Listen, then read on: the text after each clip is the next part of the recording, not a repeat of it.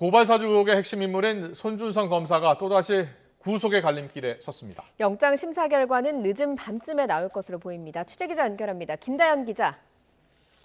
네, 서울중앙지방법원입니다. 네, 오늘 중으로 심사 결과가 나올 것 같습니까?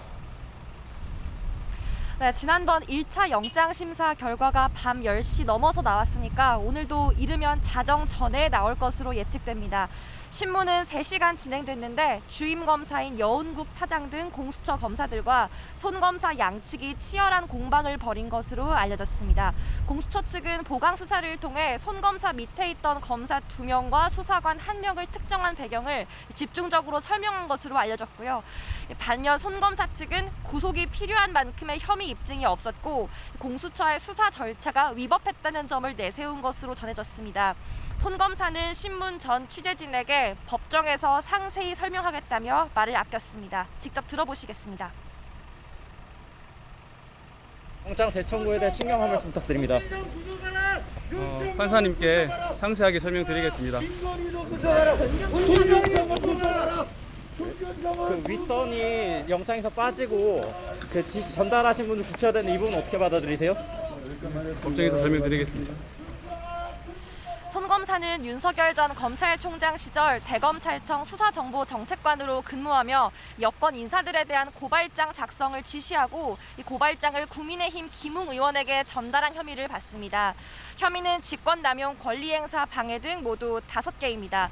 손 검사는 앞서 지난 10월 26일에도 이곳 서울중앙지법에서 영장실질심사를 받았는데 한 달여 만에 다시 구속 갈림길에 섰습니다. 공수처는 당시 손 검사가 출석을 미루는 등 수사에 비협조적이라며 체포영장과 구속영장을 연달아 청구했지만 법원은 모두 기각했습니다. 증거인멸이나 도망 우려 등 신병을 확보할 필요성이 부족하다는 게 이유였는데요. 공수처는 이번 2차 구속영장에 문제 고발장 작성자와 전달자를 대검 수사정보정책관실 소속 검찰 공무원으로 구체화했습니다. 오늘 법원이 누구 손을 들어주느냐에 따라 향후 수사와 대선 전국에 미칠 영향도 클 것으로 보입니다. 대장동 의혹 수사도 짚어보겠습니다. 곽상도 전 의원에 대해 검찰이 청구한 구속영장이 법원에서 기각됐는데요. 어떤 이유 때문입니까? 범죄 성립 여부에 대한 다툼의 여지가 있어서 피의자의 방어권 보장이 필요하다는 거였습니다. 구속 사유에 대한 필요성과 상당성이 부족하다는 설명도 덧붙였습니다. 곽상도 전 의원은 기각 직후 50억 클럽은 전혀 사실무근이라며 나중에 법원에 가서 입장을 밝히겠다고 했습니다.